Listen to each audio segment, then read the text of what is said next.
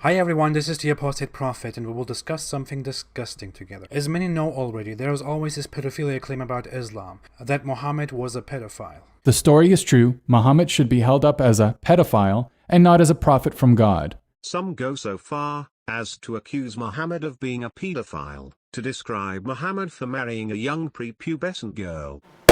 YouTube, welcome back. Welcome back. It's been a long time, too long of a time. And I know, one video every 3 months ain't gonna cut it. So moving forward, I'm gonna start being a lot more consistent. You have my word, pinky promise. The thing is, I find myself having a lot of ideas in only a little bit of time. But today's different. You wanna know why today's different? I told you I ain't got time for that, but nigga, today I got time, cuz. Yeah, I got time today, cuz. I got time to address these false rumors and these slanderous accusations against the messenger of the Quran. Y'all read the title, y'all watched the intro. Yes, we have the messenger slash prophet being defamed and shamed because of stories that Muslims have concocted about him. So it's up to us to prove him innocent. Hold on. Before we head to the courthouse, I'm gonna need all you guys to take a second and head over to that subscribe button. Show me some love, man. Show me some love. Don't be scared to show me love. Matter of fact, we ain't going nowhere till y'all show me some love, so I got all day. And nah, but for real though, show me some love though. Hit the subscribe button, come on y'all. And I'm sure you guys are probably wondering, how are we going to prove him innocent? Which is a good question. Only one thing we need to prove him innocent. That's right, folks. Only thing we need is the message of the messenger. Hold on, time out. I lied. Two things. You need a brain.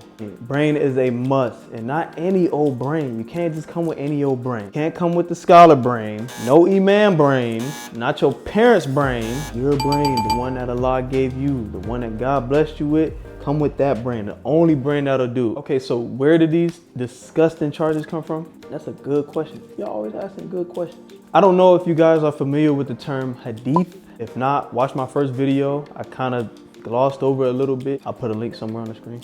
Here, over there, somewhere on the screen. But a quick summary of Hadith. I got it.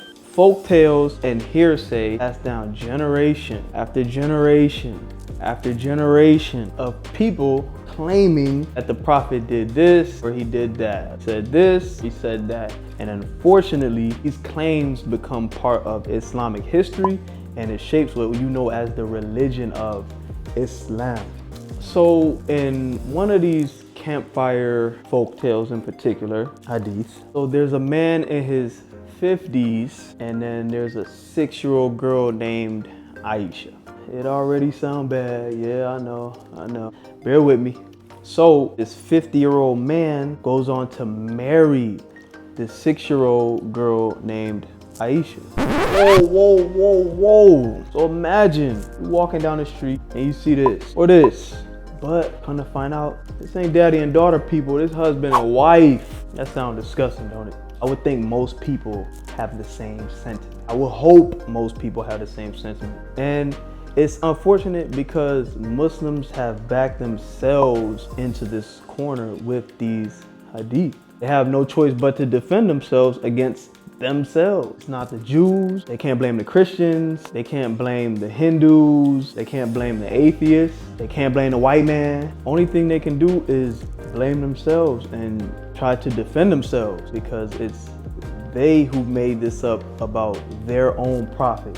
And notice I said their prophet because there's no way the prophet that I believe in mentioned in this book is the same prophet that they mentioned in these folk tales. Okay, so the marrying of Aisha, the 6-year-old, is very significant in the quote-unquote religion of Islam. She was said to be the prophet's favorite wife and the mother of the believers. And her father, whom they call Abu Bakr, was believed to be the prophet's best friend and closest companion, which is why the marriage to his 6-year-old daughter was given the thumbs up.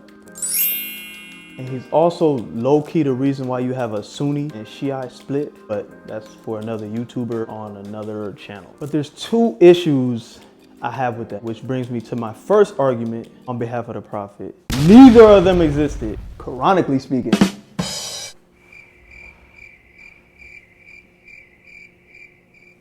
I did the same thing last video.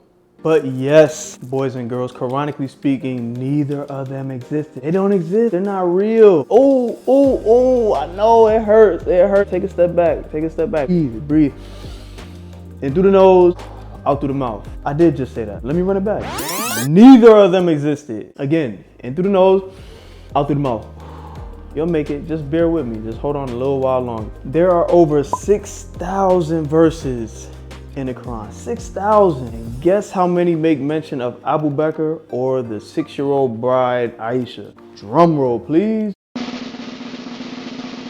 That's right, folks. 0, Nathan, nada, zilch, nothing. Not one mention of Abu Bakr or Aisha nowhere in the Quran. And of course, your Islamic scholars and imams will say this verse is an implication of this event, or this verse was talking about this person or that person. But if Allah didn't make mention of these people in particular, he didn't make mention of the event surrounding these people in particular, who are we to make them up ourselves in order to fit our own narrative? Pedophile narrative at that. When dealing with made up names and places and people and all these great things they have in Hadith literature, God says in 53:23, it is only names that you name them, you and your forefathers, and God has not sent down any authority for it. Surely they only follow conjecture and what their pride and egos desire. So when you go outside the Quran and you read, tafsir or hadith, you see all these names, these places and these events that aren't mentioned in the Quran, please remember the previous verse. If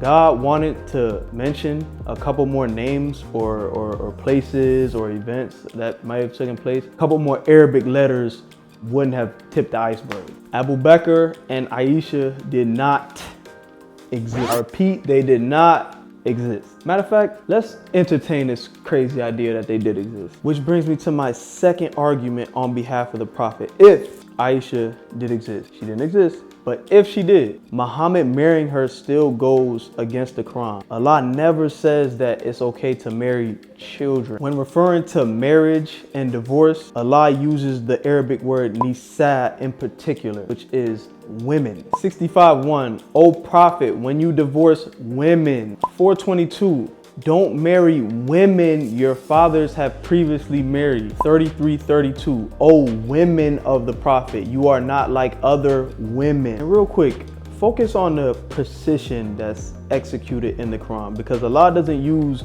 the word female, the Arabic word untha, because if that was the case, then I really wouldn't have an argument. I have to just shut my mouth and let the cards play where they land. But he didn't say untha, he didn't say females. He used the word nisa, which means women. So for me, it's pretty clear who men are supposed to be dealing with, women. But there's a will, there's a way. So how do Muslims attempt to circle around that? They say that yes, she was 6 years old when she was married, but 9 years old when they were intimate. And y'all probably wondering, well, how on earth could a 9-year-old be considered a woman? Which is a good, reasonable, logical question. Here y'all go again, asking them good questions. And the Muslims have an answer for that too. Puberty, yes. Little Aisha was going through puberty, so it made everything a-okay. Verse 475 reads, and why is it that you don't fight in the path of God and the oppressed from men, women, and children? That's 3 base groups of humans in any society. You have men, you have women, and you have children. Now on average, do you know what grade the average 9-year-old is placed in? 3rd grade. This is a picture of 3rd graders. This is a picture of some college graduates. So you mean to tell me that when Allah mentions those 3 groups, men, women, and children, both of these belong in the women category? All pride aside, we know the answer. It's a rhetorical question. We know good and well what category this go in, and we know what category that one right there go in. Even the idea of adulthood being based on one entering puberty is ridiculous.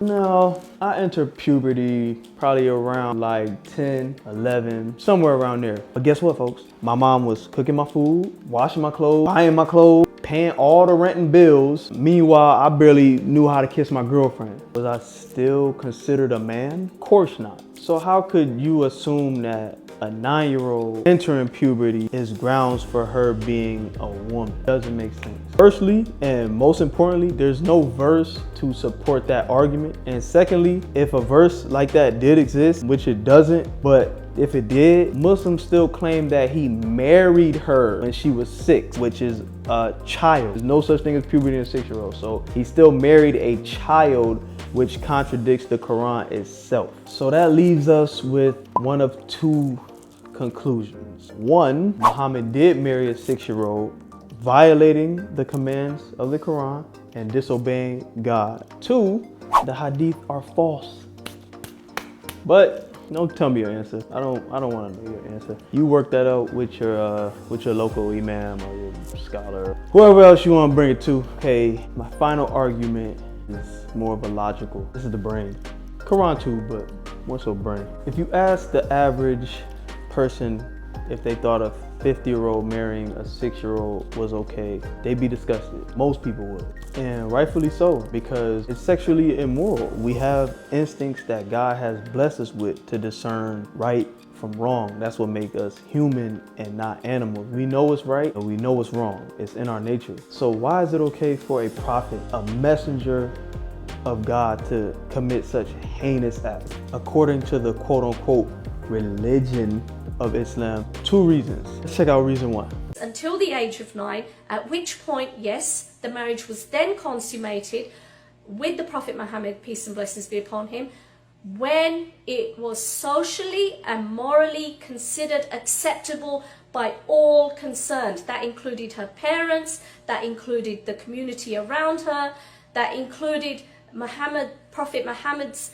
worst enemy. So reason 1, as Muslims put it, the culture, the tradition, the ways of the forefathers, so on and so forth. Let's check out reason number 2. So he was guided by Allah. He was accompanied by Jibreel alayhi salam. His nafs never came up above the revelation. So whatever the Prophet selected to do, he did it through the influence of Allah subhanahu wa ta'ala and through the guidance he received from Jibreel alayhi salam. So why he got Aisha, we don't know that, because where did the order come from? Hello. Allahu Akbar. There you got it, folks. It was inspired by God, divine inspiration. This is what God wanted. So you have 2 reasons: culture and divine inspiration. That is Muslims' justification for sexual immorality from their prophet. So for my closing argument, let's expose some hypocrisy. Let's see what Allah says about sexual immorality and the justifications that people use for them in the Quran. Verse 728 reads, "And when they commit sexual immorality, they say, surely we found our forefathers doing thus, and God enjoined it upon us." Say, God does not promote sexual immorality. Do you say against God that which you have no knowledge? The justification for this kind of behavior is evil, it's immoral, and it's disgusting. And this is exactly how the devil operates people. He makes good seem bad, and that which is bad seem good. Even the fact that I had to make a video addressing this topic is ridiculous. Like I said in my last video, quit blaming God for y'all own craziness. Y'all could be crazy. All throughout the day, you be crazy as you want to be. Don't bring God into it. Don't blame him for that. It's your own craziness that you need to be accountable for. The messenger that was sent with this message did not marry a 6-year-old.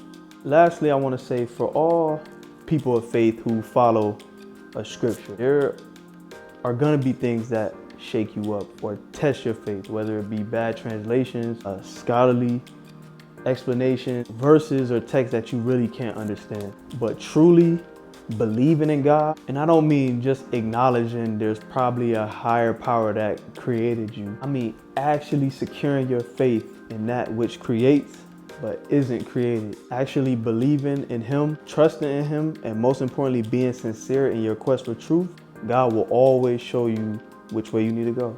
If we ever need to try to rationalize or justify things that are weird, odd, immoral, or evil, leave it to the side, because 9 times out of 10, it's not from God. Be sincere and God will guide you based on your level of sincerity. Well, folks, that's all the time I got. I love to sit and chat, but I gotta go. If you enjoyed the video, like it, comment, subscribe, do something. Share it with somebody you think can benefit from it, and I appreciate your time. Thanks. Peace.